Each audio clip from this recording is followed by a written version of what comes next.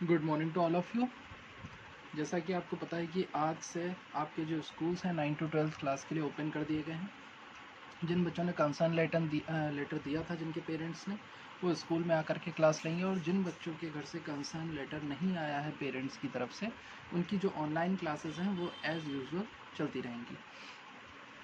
हम लोगों का जो लास्ट टॉपिक चल रहा था एक्सप्लेनेशन में, वो था ऑक्जेलिक एसिड की केमिकल प्रॉपर्टीज़, यानी कि ऑक्जेलिक अम्ल के रासायनिक गुण, जिसमें से हमने acidic nature of oxalic acid, oxalic अम्ल का की जो अम्लीय प्रकृति होती है उसे हमने पढ़ा था। उसमें हमने क्या किया था, अपने अम्ल की जो अभिक्रिया है वो एक क्षार से कराई थी, तो हमें लवण व जल के अणु प्राप्त हुए थे, यानी कि हमने ऑक्जेलिक एसिड की रिएक्शन सोडियम हाइड्रोक्साइड बेस से कराई थी, जिसके रिस्पेक्ट में हमें जो प्रोडक्ट मिला था वो मिला था salt and water. And we know very well that when an acid react with any base it will form salt and water.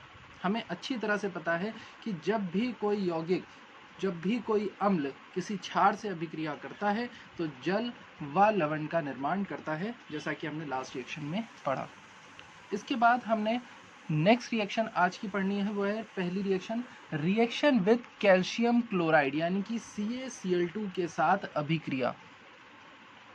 तो हमारा जो ऑक्जेलिक अम्ल है वो डायरेक्ट जा करके कैल्शियम क्लोराइड से रिएक्शन नहीं करता है। सबसे पहले हमें हमारे ऑक्जेलिक एसिड का न्यूट्रल सॉल्यूशन बनाना पड़ता है, और न्यूट्रल सॉल्यूशन बनाने के लिए क्या करना पड़ेगा, इसकी रिएक्शन एक दुर्बल क्षार से, यानी कि वीक बेस से कराते हैं। तो यहाँ पर हमने जो क्षार लिया है वो लेंगे हम अमोनियम हाइड्रोक्साइड। तो सबसे पहले अपने ऑक्जेलिक एसिड का फॉर्मूला लिख लेते हैं,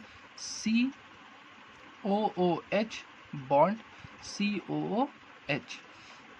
इसकी रिएक्शन हमने करा दी, 2 molecule of NH4OH। Ammonium hydroxide एक दुर्बल क्षार है, तो यहाँ पर क्या होगा, ये जो दो OH के मॉलिक्यूल देख रहे हैं, ये दोनों H को क्या हो जाएंगे, रिप्लेस करेंगे। इनके साथ रिएक्शन करके -2H2O जल के जो अणु है वो निकाल देंगे। बचा क्या, 2 NH4 के मॉलिक्यूल इन दोनों प्लेस पर जा करके जुड़ जाएंगे, और हमें कंपाउंड मिल जाएगा COONH4 बॉन्ड COONH4। ये हमें यहाँ पर न्यूट्रल सॉल्यूशन मिल गया, इसका नाम होगा अमोनियम ऑक्जिलेट। अमोनियम ऑक्जिलेट जो है हमें प्राप्त हो जाता है। अब ये जो उदासीन विलयन मिला हमें ऑक्जेलिक अम्ल का, इसकी अभिक्रिया हम किससे कराएंगे, CaCl2 से। यहाँ पर जैसे ही आप कैल्शियम क्लोराइड से रिएक्शन कराते हैं तो यहाँ पर 2 मॉलिक्यूल NH4Cl के निकल जाते हैं। ये 2 मॉलिक्यूल यहाँ पर निकल जाएंगे NH4Cl के। कैसे निकले, ये 2 क्लोरीन एटम आप देख रहे हैं, तो एक एक क्लोरीन एटम एक एक NH4 को लेकर के हट जाता है, तो 2 NH4Cl बन गए। जो ये कैल्शियम बचा ये जा करके इन दोनों से जुड़ जाता है, और फॉर्मूला बनता है CaC2O4। बचेगा क्या, C2O4, और कैल्शियम से जुड़ जाएंगे, और इसका नाम पड़ जाएगा कैल्शियम ऑक्जिलेट। तो ये हमें जो है फाइनली प्राप्त होता है कब, जब हमारा जो ऑक्जेलिक एसिड है वो CaCl2 या कैल्शियम क्लोराइड से रिएक्शन करता है। रिएक्शन में इंपॉर्टेंट क्या था कि जो हमारा कैल्शियम क्लोराइड है वो डायरेक्ट ऑक्जेलिक एसिड से रिएक्शन नहीं करता है। इसके लिए सबसे पहले हमें ऑक्जेलिक एसिड का न्यूट्रल सॉल्यूशन बनाना पड़ा, उदासीन विलयन बनाना पड़ा NH4OH से रिएक्शन करा के। फिर इसके बाद हमने जो अमोनियम ऑक्जिलेट मिला उसकी अभिक्रिया कराई कैल्शियम क्लोराइड से, तो हमें मिल गया कैल्शियम ऑक्जिलेट। ये थी हमारी पहली रिएक्शन। इसके बाद हमारी जो नेक्स्ट रिएक्शन है वो है रिडक्शन, यानी कि अपचयन की प्रक्रिया।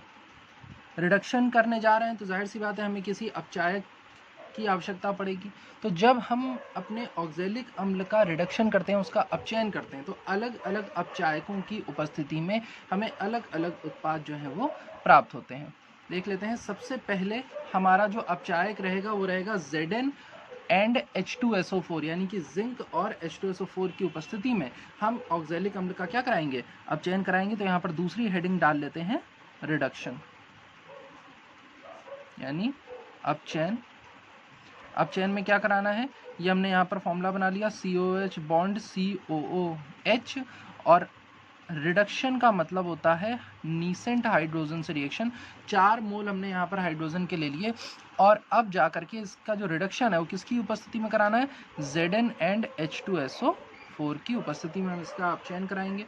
तो क्या बनेगा, CH2OH बॉन्ड COOH साथ में H2O जो है वो निकल जाता है। इसका नाम होता है ग्लाइकोलिक एसिड, यानी कि ग्लाइकोलिक अम्ल। ये हमें कंपाउंड के रूप में क्या होता है, प्राप्त होता है।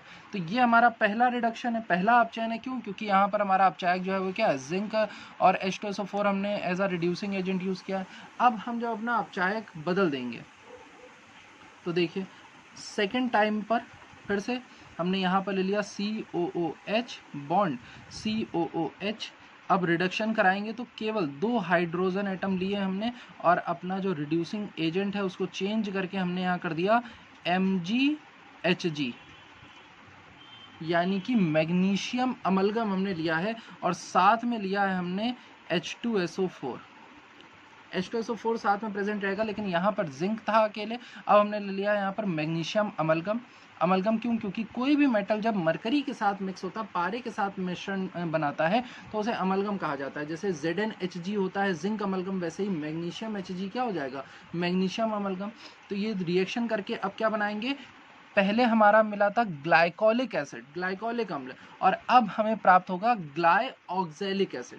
नाम में थोड़ा सा फर्क आ जाएगा और स्ट्रक्चर भी चेंज हो जाएगा। ये हो जाएगा CHO bond COOH plus H2O, और अब हमें जो कंपाउंड मिलेगा उसका नाम हो जाएगा ग्लाइऑक्सैलिक एसिड, यानी कि ग्लाइऑक्सैलिक अम्ल। तो ये दो आपके अपचयन के उत्पाद हैं जो कि आपके अपचायक पर निर्भर कर रहे हैं। पहले हमने अपचायक लिया जिंक और H2SO4, तो हमें मिला ग्लाइकोलिक एसिड, और फिर हमने जो अपना रिड्यूसिंग एजेंट लिया, जो अपचायक लिया है, वो लिया है मैग्नीशियम अमलगम, तो हमें मिला है glyoxalic acid. Now the next reaction is reaction with glycerol, glycerol से अभिक्रिया। और ये ऑक्सैलिक एसिड के केस में सबसे इम्पॉर्टेंट रिएक्शन मानी जाती है। ग्लिसरॉल के साथ अभिक्रिया जो है ऑक्सैलिक अम्ल की सबसे इंपॉर्टेंट रिएक्शन मानी जाती है, क्योंकि यहाँ पर आपको 2 टाइप की रिएक्शन पढ़नी है और बच्चे हमेशा इसमें कंफ्यूज रहते हैं। दोनों रिएक्शंस में आप ऑक्सैलिक एसिड की जो रिएक्शन है वो ग्लिसरॉल से कराएंगे, लेकिन एक टाइम पर जब आप पहले टाइप की रिएक्शन कराएंगे उस समय टेम्परेचर रखेंगे 100 से 110 डिग्री सेल्सियस। तो आपको जो प्रोडक्ट मिलेगा वो मिलेगा फॉर्मिक एसिड, और आपका ग्लिसरॉल आपको वापस से प्राप्त हो जाएगा। यानी कि ग्लिसरॉल उसमें रिएक्शन में यूज़ नहीं होगा, मतलब रिएक्शन में यूज़ होगा लेकिन लास्ट में आपको एज इट इज़ वो वापस मिल जाएगा। लेकिन जब आप टेम्परेचर रखेंगे 260 डिग्री सेल्सियस, जब आप टेम्परेचर 260 डिग्री सेल्सियस कर देंगे तो फिर आपका जो कंपाउंड बनेगा वो होगा एलिल अल्कोहल, और उस कंडीशन में आपको आपका ग्लिसरॉल जो है वो प्राप्त नहीं होगा। ये आपकी आज ऑक्सैलिक एसिड से रिलेटेड लास्ट रिएक्शन होगी, लेकिन इंपॉर्टेंट रिएक्शन है। तो सबसे पहले हम यहाँ पर पढ़ेंगे when temperature is 100 and 110 degree Celsius. तो ये यहाँ पे हमने लिख लिया एट 100 and 110 डिग्री सेल्सियस।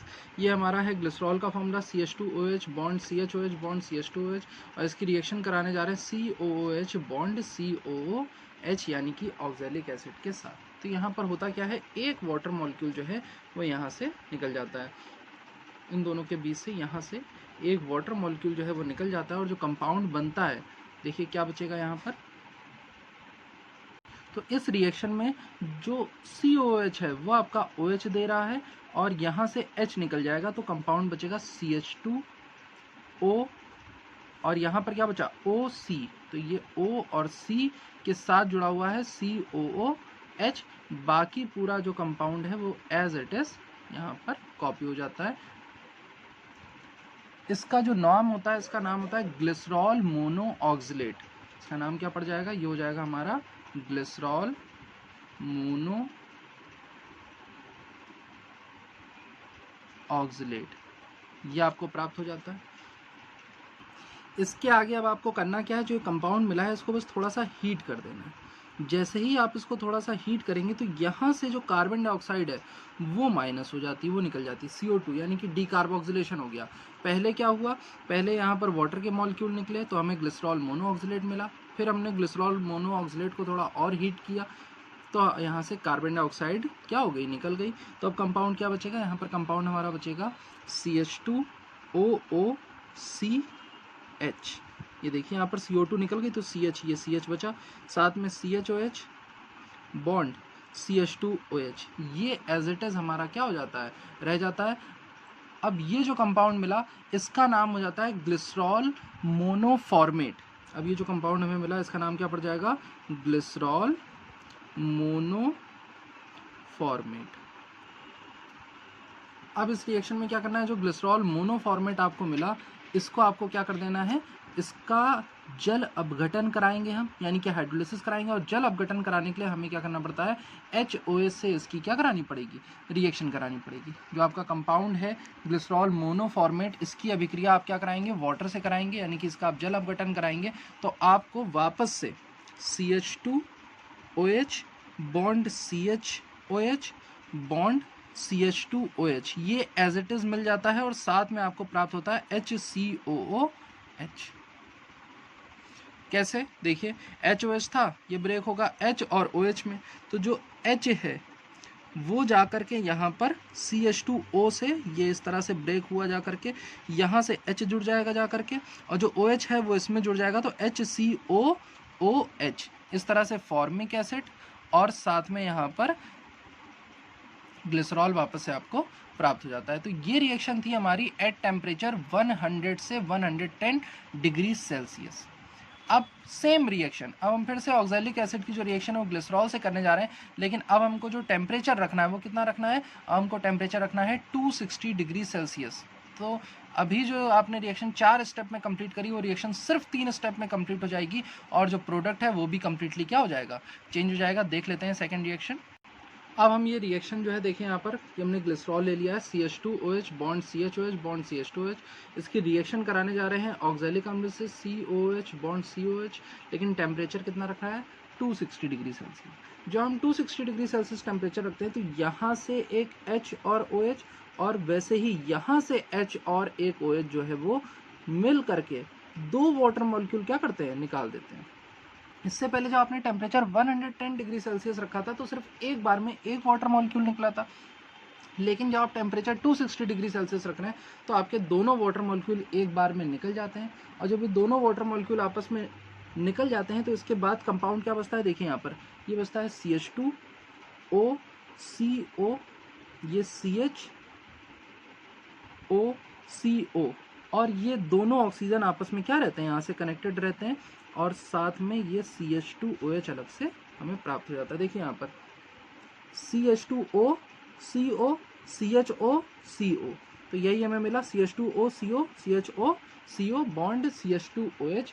इसका नाम होता है ग्लिसरॉल डाइऑक्सिलेट, ग्लिसरॉल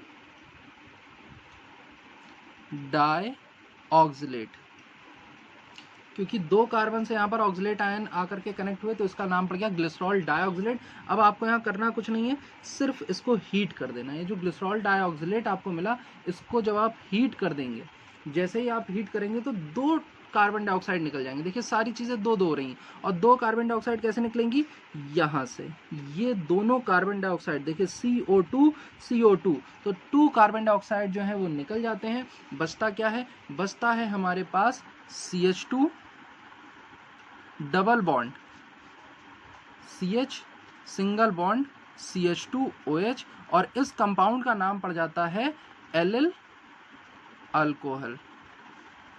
ये इंपॉर्टेंट रिएक्शन थी क्योंकि इसमें यहाँ पर आपने 2 टाइप की केमिकल रिएक्शन पढ़ी। देखिए एक 260 डिग्री सेल्सियस टेम्परेचर पर पढ़ी, और इससे पहले एक रिएक्शन पढ़ी थी आपने 110 डिग्री सेल्सियस पर। जब आपने ग्लिसरॉल की रिएक्शन ऑक्सैलिक एसिड से 110 डिग्री सेल्सियस पर कराई तो क्या कंपाउंड बना, तो हमें प्राप्त हुआ फॉर्मिक एसिड, और लास्ट में ग्लिसरॉल हमें एज इट इज प्राप्त हो गया। और उसमें हर एक स्टेप में, पहले स्टेप में एक वाटर निकला था, दूसरे स्टेप में एक कार्बन डाइऑक्साइड गैस निकली थी, और थर्ड स्टेप में आपने क्या करा दिया था, हाइड्रोलिसिस करा दी थी, जल अपघटन करा दिया था। लेकिन यहाँ पर जो आपने 260 डिग्री सेल्सियस टेम्परेचर रखा तो पहले स्टेप में 2 वाटर मॉलिक्यूल निकले, और दूसरे स्टेप में 2 कार्बन डाइऑक्साइड के मॉलिक्यूल निकले, और लास्ट में जो प्रोडक्ट बना वो मिला हमें एलिल अल्कोहल। इंपॉर्टेंट रिएक्शन है specially at 260 degree Celsius, 260 degree Celsius पर होने वाली अभिक्रिया बहुत महत्वपूर्ण है। डायरेक्ट कन्वर्जन में कभी कभी पूछ ली जाती है, how will you form allyl alcohol from oxalic acid, oxalic अम्ल से एलिल अल्कोहल कैसे प्राप्त करेंगे। अगर नहीं समझ में आई हो तो आप पूछ सकते हैं। कुछ बच्चे जो ध्यान से पढ़ते हैं उनको कोई कन्फ्यूज़न होता है तो पूछते भी हैं, लेकिन बहुत सारे बच्चे अभी भी पढ़ाई नहीं कर रहे हैं, तो ये आपका ही इसमें लॉस है। बेटा पढ़ना स्टार्ट कर दीजिए सो दैट 12th में आपके मार्क्स जो हैं वो अच्छे से प्रिपेयर हो जाएं। ऑक्जेलिक एसिड का टॉपिक जो है उसी के साथ खत्म हो गया। आपकी लास्ट रिएक्शन जो थी ग्लिसरॉल से अभिक्रिया। इसके बाद हमारा नेक्स्ट जो टॉपिक है एल्डिहाइड कीटोन तथा कार्बोक्सिलिक अम्ल में, वो है बेंजल्डिहाइड। यानी कि अब हम पढ़ने जा रहे हैं हमारे एरोमेटिक कंपाउंड्स, एरोमेटिक यौगिकों के बारे में। बेंजल्डिहाइड का फॉर्मूला क्या होता है कि इसमें बेंजीन रिंग के ऊपर जो है CHO ग्रुप लगा होता है। इसका फॉर्मूला हो जाएगा C6H5CHO। बेंजीन का फॉर्मूला क्या होता है, C6H6 होता है, उसमें से एक हाइड्रोजन को रिप्लेस करके उसकी जगह एक एल्डिहाइड ग्रुप लगा दिया तो हमें क्या प्राप्त हो गया, बेंजल्डिहाइड। मेथड ऑफ प्रिपरेशन, जो इसकी पहली मेथड ऑफ प्रिपरेशन है वो इम्पॉर्टेंट है, तो ध्यान से समझिएगा। पहली मेथड ऑफ प्रिपरेशन है बेंजीन से बेंजल्डिहाइड को प्राप्त करना। रिएक्शन का नाम है गाटरमैन एल्डिहाइड सिंथेसिस। इसलिए कह रहे हैं, ध्यान से समझिएगा, क्योंकि इसके बाद जो आपको पढ़नी है वो है गाटरमैन कोच सिंथेसिस। दोनों में डिफरेंस है। पहले केस में आप क्या करेंगे, पहले केस में पढ़ेंगे गाटरमैन एल्डिहाइड सिंथेसिस और दूसरे में आपको पढ़ना है गाटरमैन कोच सिंथेसिस। जो डिफरेंस है दोनों में वो आपको रिएक्शन में समझ में आ जाएगा। तो पहले हम पहला मेथड ऑफ प्रिपरेशन पढ़ते हैं बेंजल्डिहाइड का from benzene. Reaction name is Gattermann aldehyde synthesis. तो ये हमने यहाँ पर रिएक्शन लिख ली है गाटरमैन से एल्डिहाइड सिंथेसिस, यानी कि गाटरमैन एल्डिहाइड संश्लेषण की। ये जो रिएक्शन आप देख रहे हैं डायरेक्ट अभिक्रिया, मतलब कि इसमें सीधे हमने क्या किया, C6H6 की रिएक्शन यहाँ पर शो करी है HCN और HCl से AlCl3 की उपस्थिति में। और दूसरा स्टेप होता है इस अभिक्रिया का हाइड्रोलिसिस, यानी कि जो आपकी पूरी अभिक्रिया है ये दो पदों में पूरी होती है, दो स्टेप में पूरी होती है। सबसे पहले क्या होगा, HCN और HCl से हमारा बेंजीन जो है वो रिएक्ट करता है किसकी उपस्थिति में, AlCl3 या जिंक क्लोराइड की उपस्थिति में। और उसके बाद जो इंटरमीडिएट हमें एक अंतर्माध्यमिक यौगिक प्राप्त होता है, एक इंटरमीडिएट कंपाउंड प्राप्त होता है, उसका जब हम हाइड्रोलिसिस कराते हैं, उसकी हम जल अपघटन कराते हैं, तो हमें हमारा बेंजल्डिहाइड प्राप्त हो जाता है। तो ये डायरेक्ट रिएक्शन है, लेकिन मेन पार्ट है इसकी मैकेनिज्म, यानी कि ये जो आप रिएक्शन देख रहे हैं इसकी क्रियाविधि कि किस तरह से ये रिएक्शन कंप्लीट होती है। तो सबसे पहली रिएक्शन यहाँ पर क्या होगी मैकेनिज्म में, कि ये जो HCN और HCl देख रहे हैं ये AlCl3 की प्रेजेंस में आपस में रिएक्ट करते हैं। देखिए यहाँ पर ये HCN है और ये HCl है, ये AlCl3 की प्रेजेंस में रिएक्ट करते हैं। किस तरह से इनकी रिएक्शन होती है मैं दिखाता हूँ आपको। यहाँ पर मैंने लिख लिया HCN का formula HC triple bond N, ये हमारा HCN है, और ये मैंने लिख लिया यहाँ पर HCl। रिएक्शन कराने जा रहे हैं AlCl3 की उपस्थिति में। यही रिएक्शन आप ZnCl2 की प्रेजेंस में भी करा सकते हैं। इसका मतलब यह है कि AlCl3 जो है वो यहाँ पर एक कैटलिस्ट के रूप में यूज हो रहा है, एक कैटलिस्ट उत्प्रेरक के रूप में यहाँ पर क्या कर रहा है, कार्य कर रहा है। और हमें पता होना चाहिए कि जो कैटलिस्ट होते हैं वो रिएक्शन के लास्ट में एज इट इज हमें जो है प्राप्त हो जाते हैं। रिएक्शन मैकेनिज्म स्टार्ट होती है, सबसे पहले HCN और HCl AlCl3 की प्रेजेंस में जब आपस में रिएक्शन करते हैं तो यहाँ पर ये जो H और Cl देख रहे हैं इनके बीच जो बॉन्ड होता है वो ब्रेक होता है। और ये बॉन्ड जो ब्रेक होता है किस तरह होता है, ये हेट्रोलिटिक बॉन्ड फिजन होता है, यानी कि विषम बंध विखंडन। और विषम बंध विखंडन में जो साझा किया हुआ इलेक्ट्रॉन होता है वो केवल एक परमाणु द्वारा ही आकर्षित कर लिया जाता है। यानी कि हेट्रोलिटिक बॉन्ड फिजन में जो शेयर्ड इलेक्ट्रॉन होता है वो दोनों एटम्स में इक्वल डिस्ट्रीब्यूट ना होकर सिर्फ एक एटम पर क्या हो जाता है, डिस्ट्रीब्यूट हो जाता है। कैसे, यहाँ पर जब HCl में H और Cl के बीच बॉन्ड ब्रेक होता है तो क्लोरीन क्या करता है, शेयर्ड पेयर्ड ऑफ इलेक्ट्रॉन को अपनी तरफ अट्रैक्ट कर लेता है। ये यहाँ पर मैं इसको थोड़ा सा एक्सपेंड करके दिखा देता हूँ। ये HCl के बीच बॉन्ड होगा और ये जब ब्रेक होगा, ये यहाँ पर ब्रेक हुआ तो इलेक्ट्रॉन जो है दोनों इलेक्ट्रॉन किसके पास चले जाएंगे, क्लोरीन के पास, जिसकी वजह से क्लोरीन पर आ जाएगा नेगेटिव चार्ज और हाइड्रोजन पर आ जाएगा पॉजिटिव चार्ज। तो ये क्लोरीन जब बॉन्ड ब्रेक करता है तो जा करके मिक्स हो जाता है AlCl3 के साथ और यहाँ पर बना लेता है AlCl4-। तो हमें ये हमारा एनायन जो है वो प्राप्त हो गया, ये हमें एनायन मिल गया, ऋण आयन मिल गया। और जो H+ बचा, यहाँ पर जो H+ बचा है ये जाकर यहाँ नाइट्रोजन पर अटैक करेगा। अब नाइट्रोजन पर जब ये अटैक करेगा तो जुड़ेगा कैसे भाई, नाइट्रोजन ने तो कार्बन के साथ अपनी बॉन्डिंग पूरी करी हुई है, तो उसके लिए नाइट्रोजन को क्या करना पड़ेगा, अपना बॉन्ड ब्रेक करना पड़ेगा। ठीक है, सही यहाँ होता है, नाइट्रोजन भी कार्बन के साथ अपना एक बॉन्ड क्या कर देता है, तोड़ देता है।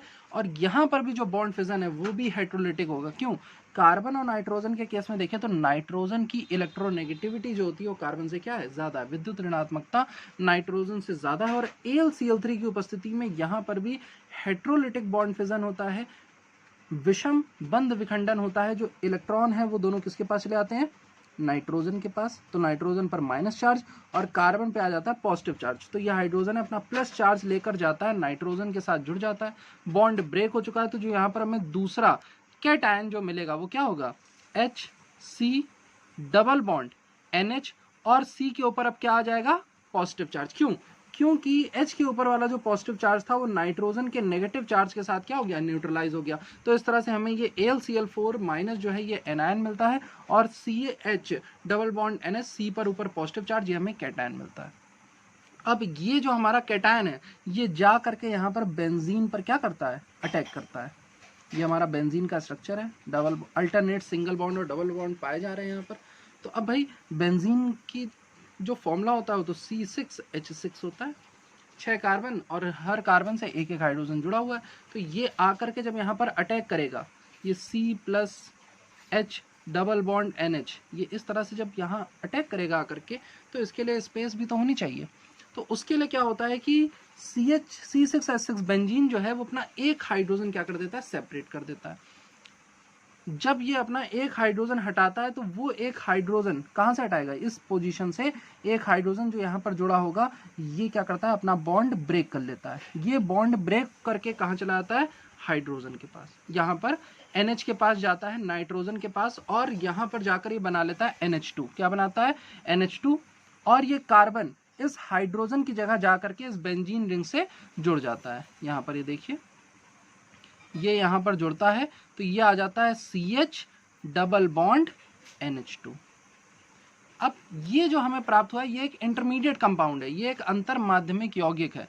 अब इस अंतर माध्यमिक यौगिक की अभिक्रिया हम कराते हैं, वापस से यहाँ देखिएगा, ये जो आपका अंतर माध्यमिक यौगिक आप देख रहे हैं ये अनस्टेबल है। तो अनस्टेबल होने की वजह से यहाँ पर क्या होगा, ये जो एनायन हमें प्राप्त हुआ था, भाई कैटायन का यूज तो हमने कर लिया, कैटायन अटैक कर चुका है। अब नेक्स्ट स्टेप में एनायन जाकर के यहाँ पर क्या करने जा रहा है, अटैक करने जा रहा है। और यहीं पर हम अपना सेकंड स्टेप फॉलो करेंगे, क्या, हाइड्रोलिसिस। सेकंड स्टेप है हमारा, हमें क्या कराना है, यहाँ पर जल अपघटन, हाइड्रोलिसिस कराएंगे।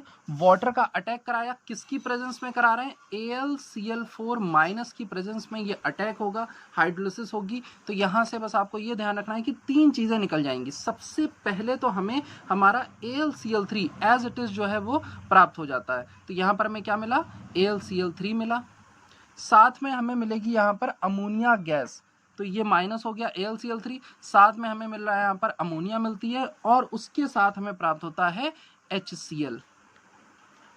तो AlCl3, HCl और NH3 हमें प्राप्त हो जाते हैं। और फाइनली जो कंपाउंड यहाँ पर बनता है वो कौन सा होता है, ये कंपाउंड बनता है CHO, और इसका नाम पड़ जाता है बेंजल्डिहाइड। और इस तरह से बेंजीन से हमें क्या प्राप्त होता है, बेंजल्डिहाइड। अभी जो आपने रिएक्शन मैकेनिज्म आप देख रहे हैं, ये पूरी रिएक्शन मैकेनिज्म है आपकी 2 स्टेप में पूरी हुई। पहले स्टेप में HCN और HCl ने AlCl3 की प्रेजेंस में आपस में रिएक्शन करी और कैटायन और एनायन यानी कि ऋण आयन व धन आयन का निर्माण किया। इसके बाद पहले स्टेप में बेंजीन पर जाकर के हमारा कैटायन जो है, जो धन आयन है, वो जाकर के अटैक करता है और एक अंतर माध्यमिक यौगिक बना रहा है। उस अंतर माध्यमिक यौगिक की अपने एनायन की उपस्थिति में, अपने प्राप्त ऋण आयन की उपस्थिति में जब हमने जल अपघटन कराया तो हमें हमारा बेंजल्डिहाइड जो है प्राप्त हो जाता है। इसकी जो डायरेक्ट रिएक्शन है, इस रिएक्शन की जो डायरेक्ट रिएक्शन है वो आपको सबसे ऊपर बताई गई थी। ये रिएक्शन जो देख रहे हैं, ये देखिए आपकी डायरेक्ट रिएक्शन दी गई है। C6H6 बेंजीन की जो रिएक्शन है HCN और HCl से हो रही है फर्स्ट स्टेप में AlCl3 की उपस्थिति में, और सेकंड स्टेप उसकी हाइड्रोलिसिस करा रहे हैं। तो हमें यहाँ पर डायरेक्ट C6H5CHO जो है वो प्राप्त हो रहा है। और इस रिएक्शन का नाम होता है गाटरमैन एल्डिहाइड सिंथेसिस, यानी कि गाटरमैन एल्डिहाइड संश्लेषण। अब इसका जो दूसरा रिएक्शन है गाटरमैन कोच एल्डिहाइड, वो आपको नेक्स्ट एक्सप्लेनेशन में समझाई जाएगी। इसमें अगर आपको मैकेनिज्म या कोई चीज़ नहीं समझ में आई है तो आप बेफिक्र होकर के पूछ सकते हैं, लेकिन वीडियो एक्सप्लेनेशन पूरा देखिए, जिससे कि आपका जो प्रिपरेशन है वो होती रहे। मैं बार बार ये चीज़ रिपीट कर रहा हूँ, मैं एक्स्ट्रा नहीं पढ़ा रहा हूँ, मैं आपको सिर्फ आपके सिलेबस का पढ़ा रहा हूँ, बट जो 20 से 25 मिनट्स हैं वो आपको आपकी पढ़ाई में देने पड़ेंगे। Okay class, thank you.